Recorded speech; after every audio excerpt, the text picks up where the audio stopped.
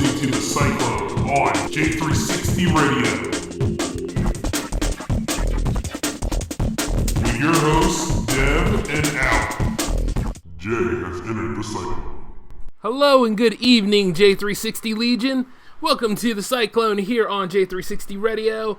We have a lot to discuss today. I know the boys are ready to get started regarding the Clippers and what's going on with the NBA playoffs right now. So what we're going to do is we're going to go ahead and cover that. I'm going to go and slide the mic over to Alan and Dev. Take it away, boys. All right, so what are we going to touch on? The Clippers first? Yeah, Clippers first. All right, thoughts on the series? Okay, there's a lot of things that happened in the series, but it's the same result of the Clippers. Always something. I'm starting to think the Clippers are cursed. It's just one thing after another. It's like, blow the team up. Like, for real, just trade Blake Griffin, keep Chris Paul, and build a team around him. I will actually make a case of tanking. You lost to the Utah Jazz.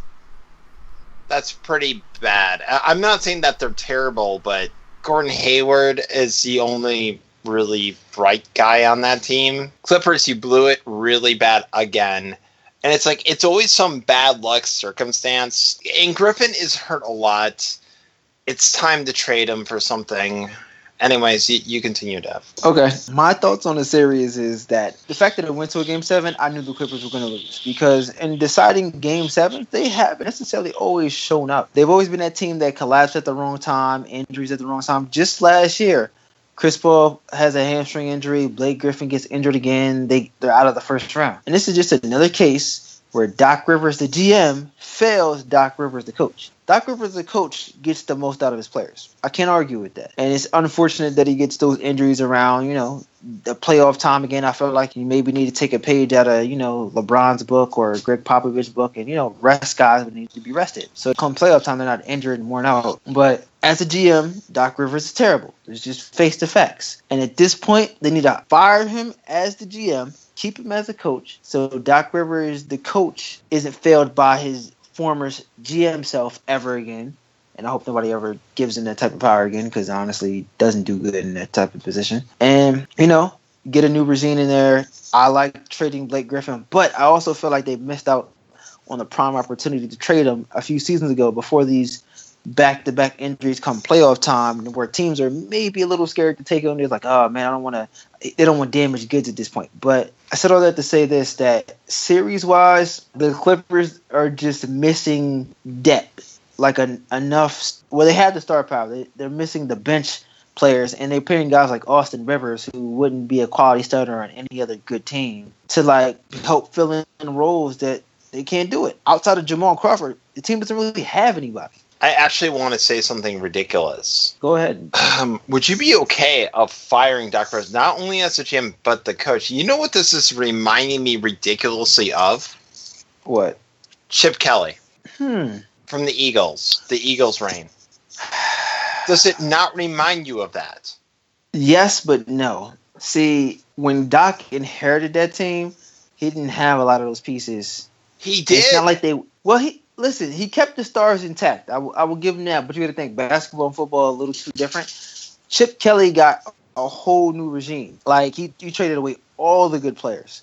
It's maybe not as drastic as Chip Kelly, but it's definitely to that magnitude where I can see that does make sense. But the only thing I think Doc has working with him is that championship pedigree from Boston in that 2008 run. And how long was he a head coach of Boston? Oh, man, it's been years. And he pretty much got out of Boston and went to L.A. right after. And mind you, it was cool, but to let him become the GM, I think, was the Clippers' biggest mistake, and they shouldn't have given him that power. And because of that, I think that kind of led to their own downfall, to be overwhelmingly underachieving with a high payroll and quote-unquote top team in the West. But they're always out exiting in the first round. Well, here's the thing. I'm gonna be brutally honest again. Okay, actually, you're right. It's not Chip Kelly necessarily, but as I said earlier when I was talking to you guys off air, it was Mike Holmgren syndrome. Like, pretty much, you give him all the power. He doesn't know what to do with that. He's a decent coach. He doesn't know how to align the players and get everything going together. He doesn't know depth. Because I remember when Mike Holmgren became GM for Seattle, yeah, he got to the playoffs. He made it to the Super Bowl. He couldn't win it. And then the team got worse and worse. And this year, like, yeah, does it not remind you of that? It does, but the Clippers never even made it to a Western Conference Finals. They've got to a second round at best.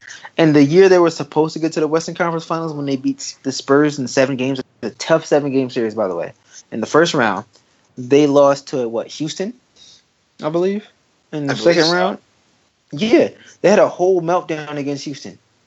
Nobody knows why. Well, in their defense, like, I think I know that year. Was that the year with the owner and all that controversy? Yeah, I think so, but still, you can't blame it on that. To have a complete meltdown in the team. No, it's like it's every soundly. year. It's like every year it's an excuse. Just blow, in my opinion, blow it all up. Well, you have to. At this point, you have to. You can't. There's no more excuses you can't make. Oh, the owner's 1 year. CP3's injured this year. Blake's injured again. What is this? 6 years now? These guys look like a well-oiled machine in November. Like, they looked good in November. I was like, oh, the Clippers actually look good this year. But the league slowly caught up with them, and then they're back where they started, square one. This is my opinion. Excuses, injuries. This is my opinion. If they keep this team together without doing anything significant, this team will win maybe 35 games. I won't say that. No, I've seen this. I've seen no, it in they'll Milwaukee. get the playoffs. It'll be with both the Brewers, with the Milwaukee Brewers and the Bucks. Like, if you want to keep this together again, they know they're not going to win. They know it. Well, hold on. Let's not say that. Most teams don't try to blow it up, and here's why. Sometimes you're one slip away or one injury, like, Kevin Durant goes down, Steph Curry goes down at the wrong time, or, enough turmoil, or you're able to get inside certain guys' head at the right time and able in order to win a series. Sometimes it takes the Steph Curry slipping on a wet spot on the floor. It takes the Kevin Durant knee injury, getting hit by his own teammate, or, a random behind act from Draymond Green for you to win a series. There's some luck played into this. And the Clippers could keep trying to roll the dice, thinking that, they'll get the matchups that they need now. Honestly, the best way for the Clippers to get the matchup they need is if they get Portland in the first round and be able to beat them. And second round, they get, say, Memphis, and they get San Antonio in the third round. That is their best bet to get to the finals. All those matchups have to fall in line. You get Portland in the first, Memphis in the second, and San Antonio in the third. Here's the thing. To be honest with you, I like the Clippers coach. I like him. But when you change coaches, it changes everything. And right now, they haven't gotten it. So, think people like Mark Jackson, they got rid of him. They brought in Steve Kerr. They were immediate threats.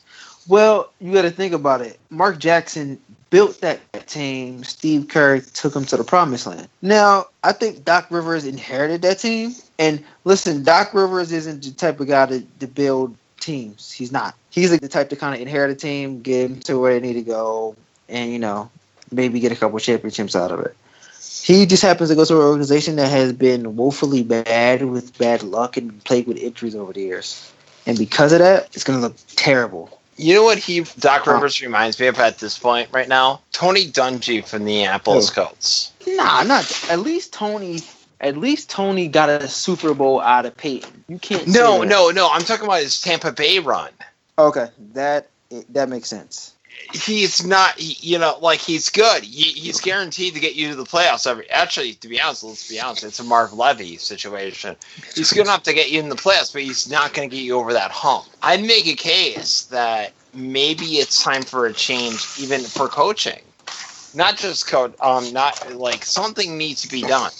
Well, I mean, think about this. 2 years after Mike Holmgren left, after he was the GM and stuff for the Seahawks, they hired Pete Carroll, got him in the playoffs in the first year. All right, well, maybe it's time for a coaching change. Maybe you're right. It's time for a coaching change. And, at this point, I don't think that roster is going to work because look at it. You're not going to be able to get much for Blake. And I think he'll get pretty something. much injured. Not to the max. What? All right, so who's willing to trade for Blake? Honestly, the Knicks. I would do this. I would trade Blake and maybe someone else, and then get Carmelo there to play with Chris Paul. But I don't. Okay, you get Melo. I don't. But they still need another guy. They need another guy in order to complete that roster out. Maybe Ilyasova. He's probably going to be a free agent. Maybe. Ilyasova is fantastic. I always think this has been one of the most underrated players in the league. The guy's hard work and shoot threes. He's kind of like the Walmart version of Kevin Love. Okay. All right. So, I think we talked about enough about the Clippers.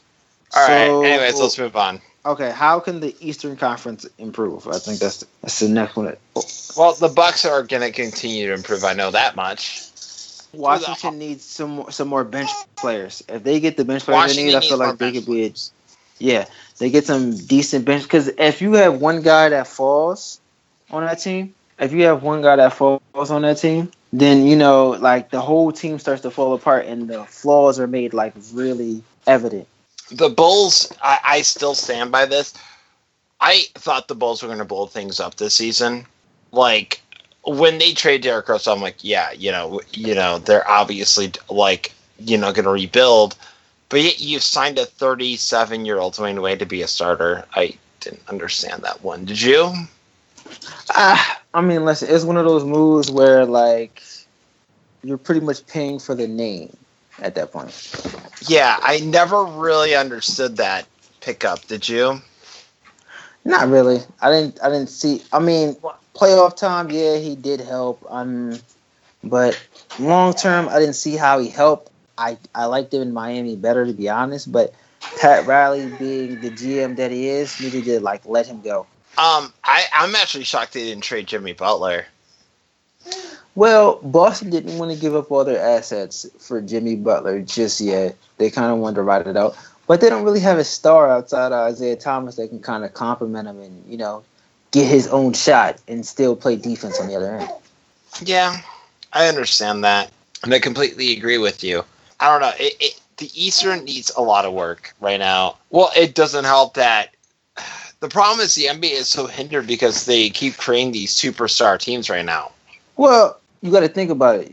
Teams like to go to markets where, they have a big market team. They can get together, have the Golden State super is team. not a big market team. Golden State? Yeah, no. Well, it's might as well be at this point. You got all those stars over there. I don't even know how they were able to do that. Salary cap, man. With the salary cap jumping up like that, they have the money and the time to spend. But all right, let's go with top 5 NBA draft busts. And it doesn't have to be in any particular order. Just give me a 5. Top 5? Yep. Well, obviously, we're going to bring up that one guy, Kwame Brown. Oh, yeah, of course. Definitely Kwame Brown. Darko Milicic, he's picked right after LeBron in that draft with Wade and Bosh and Melo. Oh, my God. Who the fuck was that guy? Jimmer Fredette, whatever his name was?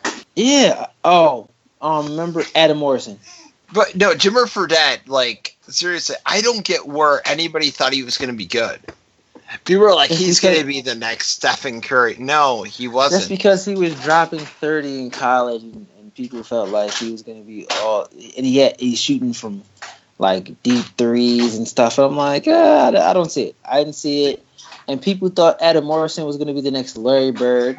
Obviously, that didn't work out. Oh, Tim Thomas. I mean, sorry, not Tim Thomas. What's his name? Tractor Trailer, whatever the heck his name was. Oh, Robert Trailer? No, right? Yeah. Like, I remember the Bucks traded for him, and it didn't work out. Speaking of that, Anthony Bennett. Where is he now? Isn't he playing in another country now? I don't know if he's in another country or I think he was like bottom man in Minnesota, so I'm not really sure where he's at. No, he plays in another country now, I believe. Oh, wow, he's not even in the league. Yeah, but you see how short-lived that was. Like, that was a terrible draft, but I was even surprised at the number 1 pick. I was like, what? This guy? Okay, I have to go about the Cavaliers. I have to say something about it. Oh, go ahead. I still think it was a mistake to trade freaking Andrew Wiggins off. Thank you. Somebody agrees with me. I didn't like the trade. I felt like I hated it. Andrew Wiggins could have been the guy they needed. Like, think about this. Okay, Kevin Love's going to be good for like 2-3 years or probably maybe 4 or 5, whatever. Wiggins is going to be good for the next 10. Exactly, and he's young. You guys drafted him. And plus, he is a great defender. You can have him defending the best perimeter player, which gives LeBron a break, which makes the team long. And Kyrie doesn't get exposed as much on defense. And you can have him be ball dominant, and then you can have Wiggins work on different parts of his game, work on his long range, his mid range, post shots, develop, and be the heir apparent to LeBron when he's done. I know this guy has it all. Like, he really does. I saw a lot of his stuff in Minnesota. This kid is good. So I don't know. LeBron is the quote unquote de facto GM. I didn't like the trade. Did Kevin Love have like 2 years or 1 year left on his deal? Well, he did it for 1 year, and then he signed for a max contract. Yeah, so I would have let Kevin Love play out, and then again, you don't know if teams would have tried to, to trade him. If you're going for a championship, I would have kept Andrew Wiggins regardless. Yeah, and if you look at it, that first year, Andrew Wiggins would have been a lot of help to go against the Warriors that year. So I'll be right back. Yeah, you still there? Tell you the truth, though. Oh yeah, man, I was here the whole time playing a little bit of Marvel superheroes. I'm kidding. Nice. Yeah, so pretty much, man. Very interesting regarding the build of the NBA this time in the modern day. Yeah. It seems like everybody wants to go ahead and build this whole new Michael Jordan setup, and it's just going wrong for certain teams. I mean, it was lopsided there. At least we got a fighting chance with some of those teams in the East. Yeah, but at this point, if you don't have the right stars, or if you don't have at least 3 decent stars, you can't really compete in the top of the NBA. Well, that's pretty much what it's. Fan, I know. Listen, because look at Toronto. Like, they're okay in the East, but they're literally one more star away from actually contending, and they can't hold a candle to Cleveland. Let's be honest. Washington has the better threat, but they don't have any depth outside of their starting 5. Like, the East really can't compete with LeBron's team right now, and honestly, the West isn't that much better, but at least they have a little more competition, and teams can kind of do what needs to be done. But that's pretty much the NBA is great. The NBA is great because remember people used to talk about the golden years when Bird and Magic met up in the finals. They knew what teams were going to the finals, and other teams tried to compete and take their spot. It's pretty much what it is now. You have Houston as a potential threat, San Antonio, which could be a threat, but matchups have to play in their favor, and LaMarcus Aldridge isn't playing the best. But so you have Golden State, a potential threat with Houston. You have Cleveland, and Washington's the biggest threat in the East, but we all know they're not winning a 7-game series. They can get about 2 games, 6 at best. Yeah, depending on what injuries mount up and who can actually hold the line down. True. That's why most teams don't. Like I said earlier, like most teams don't break up the team because you're injury here away or something away to where you guys can make a run. Mm-hmm. You know what? We never really did cover like what teams we wanted to actually be in the finals. What are your teams that you want to be? All right, my personal matchup or who I think is going to be in the finals. Well, let's go with personal, and then we'll go with facts. Personal matchup in the finals. I would like to see Houston and I'd like to see Houston and Cleveland, but it's going to be Golden State Cleveland. But I would like to see Houston in the finals. Yeah, me too. That's who I got for the West because Lord knows it ain't Utah. Oh, come on, man! They're completely out of their class. They're out of their league with this team. Like, I mean, Golden it's hilarious State, though. But listen, the Clippers once again proved that they are who we thought they were, and they're never really going to get into the Western Conference Finals. They try. I mean, it's been like it's the 5th time now. They made history in terms of tries. Not to go back on a whole topic we just failed covered, attempts. Yeah, I mean, but that's called trying. Now, with Utah being up there, do you think it will be a bloodbath, or do you think it'll be an actual battle? I mean, never know. Could surprise you. I think Utah's going to get the gentleman sweep. It's going to go 5 games. Mm-hmm. Utah's going to get 1 game, and Golden State is just going to run them. They're not going to run them 4 straight. I'll give Utah at least 1 game, gentleman sweep, done. Okay. Well, I don't know. As much as I'd like to see it, because, see, I like to go for underdog teams. You know that ever since we started the show. I was always about the underdogs, Yeah, of course. know? I like Utah, too. I'm not going to lie. I do like Utah, but I know when you're outclassed. Because their best players, Golden State matches up with them perfectly. Gordon Hayward, Kevin Durant. Who are you going to take? Obviously, Kevin Durant. Right. So, and then, like I said, their best position players are, like, Golden State has that plus more. They do. They really do. So, like I said, great guys. Great, everybody plays their role perfectly. Nobody plays outside, deviates from the game plan. But, like, they've met their match. Like, if they would have a better shot if they were playing San Antonio. Honestly. Oh yeah. By the way, I love seeing the Rockets actually dominating the Spurs right now. I'm loving that. But hold on. It's nice, but I wouldn't count the Spurs out just yet. Well, no. I mean, we got more game time, but the thing is, I think James Harden and company are going to take their spot. So even if Utah fails, that is going to be an all-out battle between the Warriors and that's going to be a great matchup. I am sorry. My tea was done. No problem. That's cool. We were talking about the potential matchups for our personal picks for the finals and then our professional picks for the finals. My personal. And right now, well, yeah, go ahead and talk your personal pick, Al. No, I'll let you continue. What were you saying? Okay, well, we were talking about the eventual bloodbath between the Houston Rockets and the Warriors. The Rockets won Game 1. There's no doubt. But I still think it's going to be Spurs and Warriors for the final. If LaMarcus Aldridge can get it together, he's the key factor. He's the one thing the Spurs have that the Rockets cannot deal with. If he goes, Kawhi Leonard is a beast, though. Yeah, but think about it. Kawhi can only do so much. He can only do so much. Tony Parker has veteran experience as well.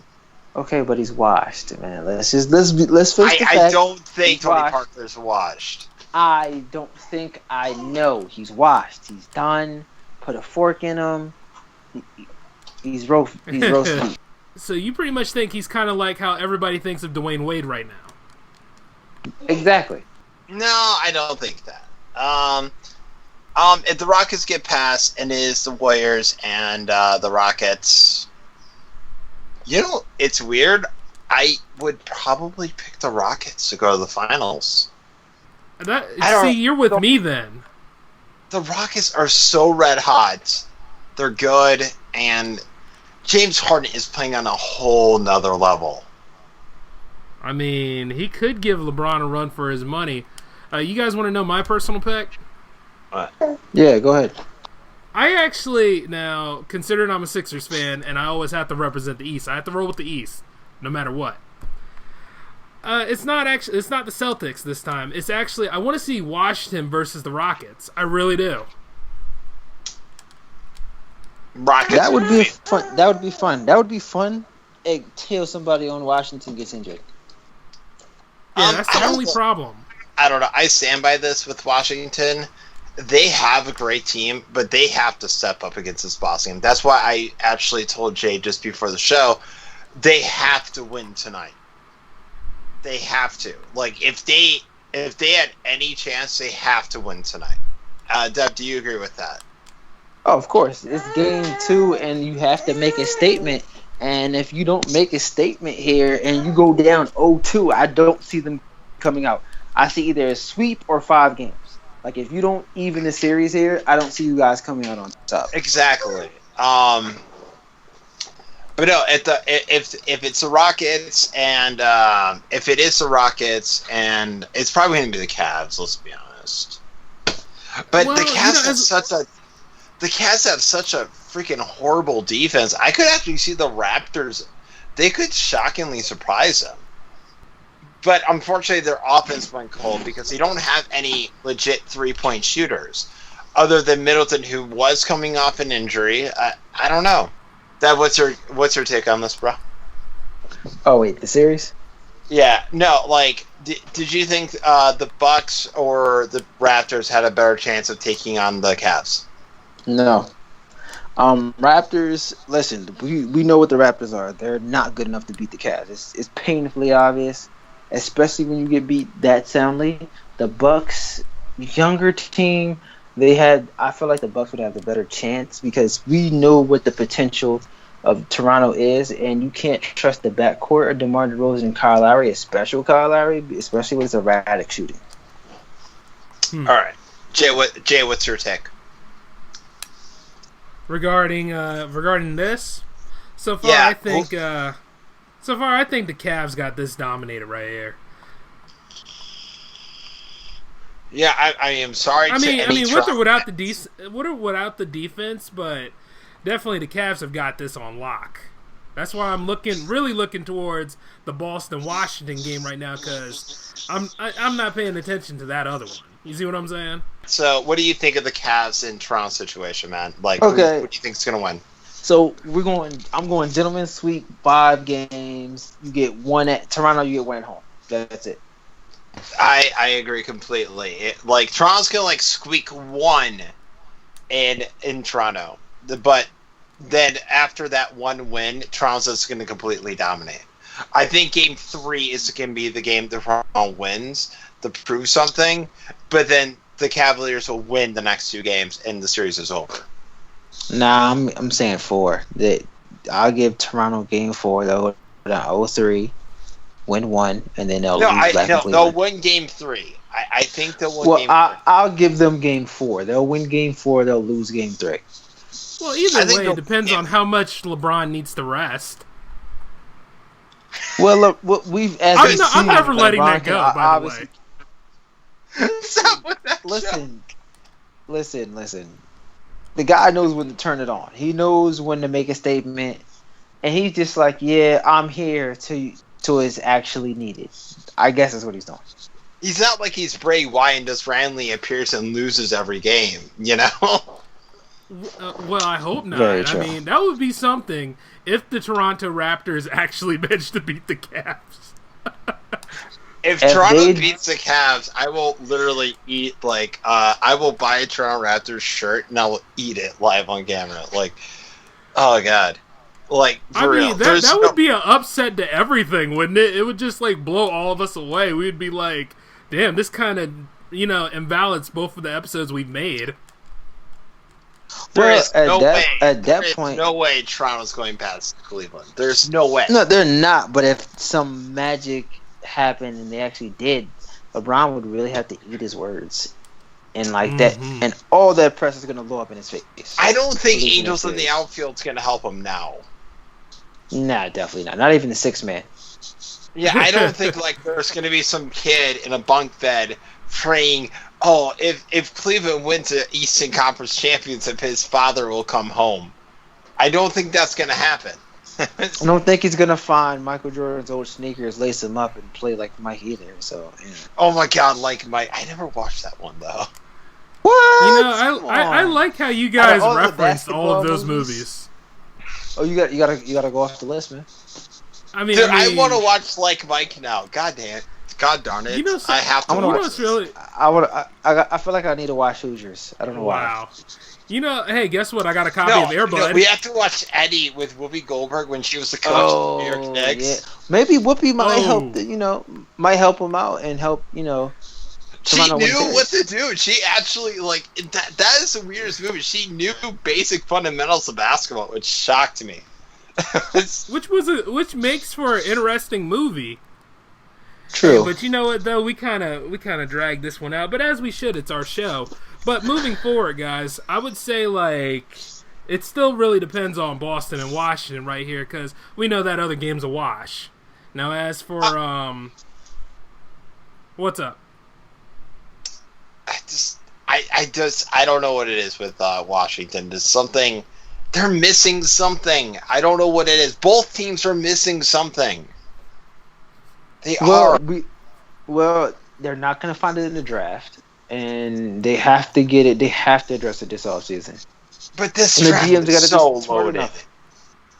But we all know is a good draft Washington is coming. not going to get a pick. All right, let's go over the draft order because we all know Washington is not going to get a high draft pick.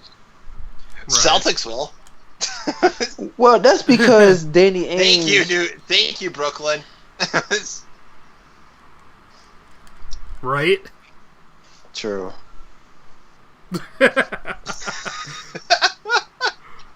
Oh my god. Brooklyn are freaking morons, man. I believe you gave up 3 future round draft picks to go all in for a like over the hill Paul Pierce, over the hill Kevin Garnett, over the hill Ray Allen, and over the hill Jason Terry. And then they traded Jason Terry. Which I can't make fun of Jason Terry because he's on the Bucks, but I mean, that's what they want. They want to go ahead and do this. Maybe there's a plan. Maybe there's method to this madness, but I would never go for it if I had a franchise like that. Yeah, and think about this. Now, Brooklyn is they're probably going to be like the number 2 or 3 pick, right? Maybe potentially the first. That's Boston's pick. Oh god. How about you, Dev? You got anything to chime in on that? Yeah. Honestly, Washington's going to pick in the lower half. They're not in the lottery. Shout out to Boston for like robbing Brooklyn blind for sending washed players and capitalizing on a draft. Like, if that's not the definition of lucking up on a future round draft pick, I don't know what is. I don't know if this man was looking into the future and seeing the talent pool that was coming, or he was just like, hey, why not? We get a first round draft pick out of it. We get rid of the big 3 and we get to start over. And he's kept the team relatively competitive. Now, I will say this is a loaded draft. But, again, most teams that do pick in the draft don't get that transcendent player. It always goes to a bad team. There's not too many times where a good team gets the next big star and, they elevate. It's always those teams on the rise. Now, Washington could be that team, depending on where they, pick or if they have enough leverage to get in the draft to get the guy they want. Other than that, I feel like they should find some guys in free agency and try to knock off the Cavs if possible, but I don't see it happening anytime soon. Well, the Cavs can't play defense. That's the problem. No, they choose to play defense when they want to. That's the problem. They showed they can play defense last night. And in that game that's coming up, they don't didn't. Have to. They didn't. They gave up over 100 points at Toronto Raptors. True, but they played defense. Well, they played the best defense they played in the last 2 months, to be honest. Mm-hmm. Like, to be honest, like those Pacer games, all those games should have been blowouts. Well, they kept them in the game. Why did they do that? Stop doing that. Stop trolling the Indiana fans thinking that they have hope. God damn it. Like, God. Well, that's debatable considering I think I might go back and actually watch those for fun. Yes. No. Hilarious. It's torturing because I can't stand watching Jeff T get torched on pick and rolls all night. Like it's annoying. It's so annoying. I can't stand it. Jeff T is not the answer at point guard. Let the guy go. I get to see the Cavs being like, yeah, that's cute. Yeah, that's cute. Yeah, okay, here we are now. It's just like, nothing but non-stop trolling. Yeah, that's how I felt the Cavalier and Pacers. It was trolling. Like, all of a sudden LeBron goes, oh, wait, you guys are... Okay, let me show you how more talented we are. And he just decimated them. And that's because he knows he can, and they can't stop him going to the basket. Paul George tries. I'm gonna say honestly tries, but he can't stop LeBron. He doesn't even have enough help to even bother the guy's shot, much less stop him from going to the basket. Could you imagine Paul George like on a team like right now, like on the Clippers, That'd be a game changer. He is a game changer. He just has to get out of Indiana, which I don't see happening. Indiana is so Not bad. anytime soon. Why do you? Now I know why Larry Bird quit, because the Pacers literally want to get rid of Paul George. Right. Yeah, you know what? Good luck. Why But the you know heck what, did they though? sign? Why did they sign Lance Stevenson to a 3-year deal? It seemed like a good idea at the time. No, it wasn't. Though none of us saw this as a good idea, but to them Doesn't it is a good everybody think idea. it's a good idea? He's a system Yeah. player. We talked about this last time. He works great in that system, and that's where he flourishes. Oh my gosh. I don't know. Well, Anyways, you we know, have to it's- talk about the NFL hey. draft, though. Yeah, we got to get Yeah. to the NFL draft. And with that said, guys, I'm going to go back and handle something else for another show so you guys cover this, all right? All right, guys. So, thoughts on the NFL draft? Because I personally don't like what the Bears have done. They look desperate. They look like they're trying to find something to save whoever's job is the GM and head coach.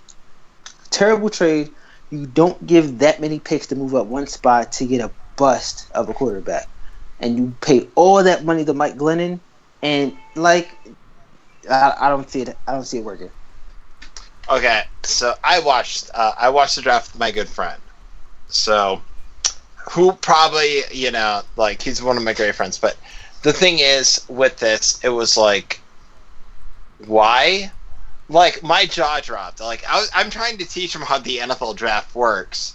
And I'm like, okay, so they're going to pick the best players of positions and do things. And then the Bears did the stupidest move of all time. And I'm like, what?